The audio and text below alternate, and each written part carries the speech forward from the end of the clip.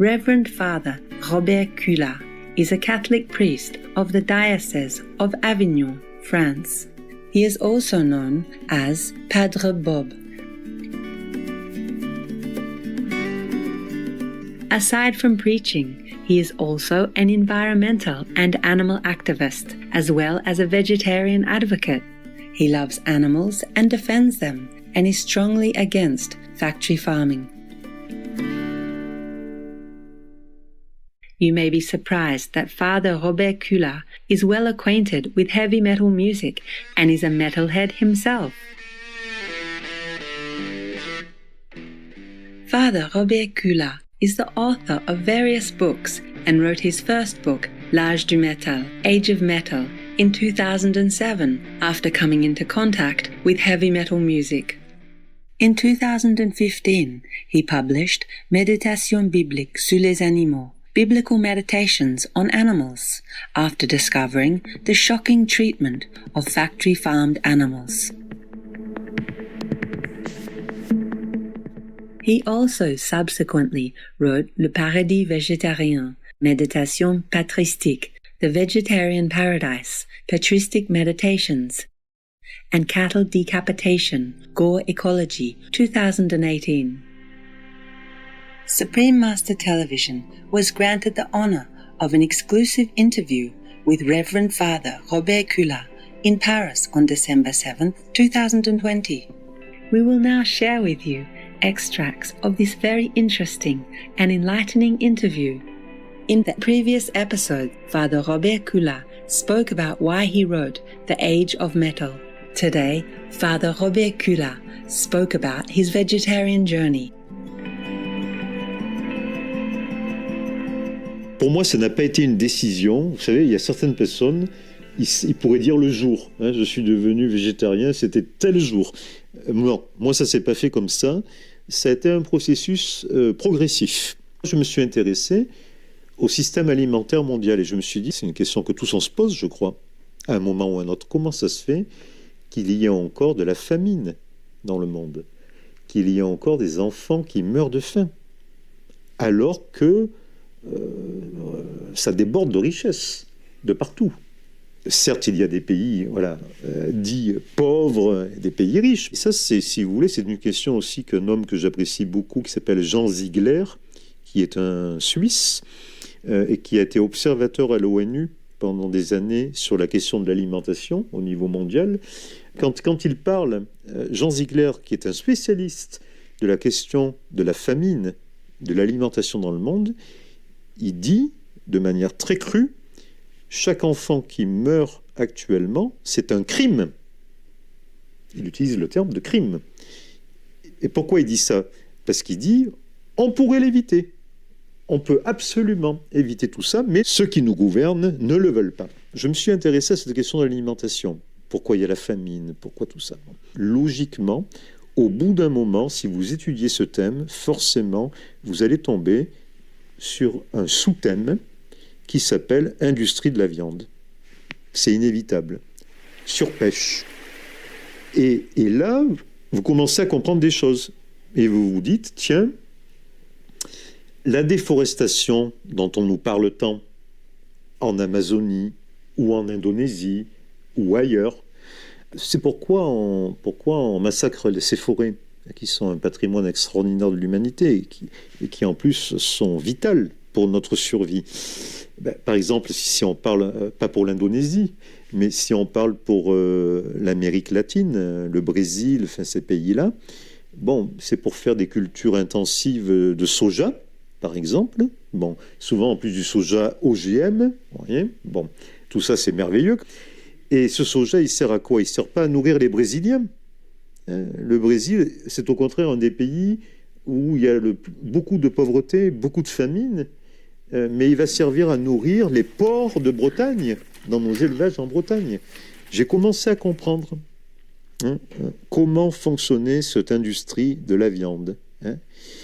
Et à partir de ce moment, je me suis dit, tu ne peux plus cautionner, encourager par tes achats ce système qui est mauvais, qu'il faudrait absolument supprimer le plus rapidement possible.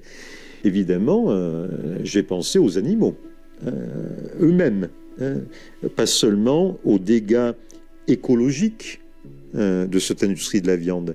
Je reviendrai aux animaux, mais aussi au fait que, bon, les chiffres exacts, je les ai plus, mais ils sont sur Internet, tout le monde les trouve, mais je crois que c'est à peu près, si je me souviens bien, c'est à peu près 70% des terres cultivées dans le monde ne servent pas à nourrir les humains directement, mais servent à nourrir les animaux d'élevage. Vous vous rendez compte la perte d'énergie, la famine, là aussi, hein, on pourrait la résoudre assez facilement hein, si on supprimait la viande. Et après, évidemment, je suis intéressé, bien sûr, aux animaux eux-mêmes. Alors, les animaux d'élevage, il n'y en a pas beaucoup, hein, vous savez. Enfin, voilà, il y a le porc, le poulet, les veaux. C'est pas très varié. Hein. The role of the Church in driving awareness and ending the atrocities that animals are subjected to, and the daunting climate change that is chiefly due to animal factory farming, is of key importance given the high percentage of the world population being Christian. Father Robert Kula speaks of the progress of the Church regarding this matter. Je pense que si on parle d'avancée de l'Église, évidemment, le texte fondamental, c'est encore une fois l'encyclique du pape François, Laudato Si, 2015. Il nous invite clairement à reconsidérer la notion de création. Parce que finalement, je crois que le grand problème qui a été pendant des siècles de christianisme, c'est que cette notion de création était très théorique. Hein. On ne faisait pas le lien entre ce qu'on disait le dimanche, je crois en Dieu, créateur du ciel et de la terre, de l'univers visible et invisible. On ne faisait pas le lien entre ça et puis ce qu'on faisait dans la vie de chaque jour. Vous voyez, c'était un peu théorique. Hein. Et je crois que le pape François remet du concret là-dedans. Il nous dit, écoutez, si nous sommes vraiment chrétiens, si nous croyons que tout vient des mains de Dieu, si nous croyons que tout vient de l'amour de Dieu, alors on ne peut pas considérer, encore une fois, les animaux comme des objets, les maltraiter, les faire souffrir, etc. Il y a une cohérence. Donc, je suis content de voir clairement cette avancée, ce progrès de la doctrine de l'Église, cette prise de conscience. En fait, c'est la crise écologique, je pense, qui a poussé l'Église, comme elle a poussé certains hommes politiques, comme elle a poussé vous et moi, tout simplement à prendre conscience. Donc, je suis content de cette prise de conscience. Je vais lire 3 passages qui semblent inviter vraiment les chrétiens dans le monde à se remettre en question. Je vais citer le numéro 230. Et en le citant, je vous le commente, parce que vous allez voir, je pense que c'est assez intéressant. Une écologie intégrale. Ah oui, alors ça, c'est le concept que lui, il a créé. Intégrale, ça veut dire quoi? Ça veut dire qu'il prend en considération tout. L'humain et toutes les créatures. Et le pape n'arrête pas de dire tout est lié. On ne peut pas séparer.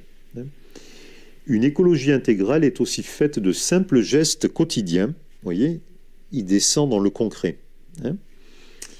Par lesquels nous rompons la logique de la violence, de l'exploitation, de l'égoïsme.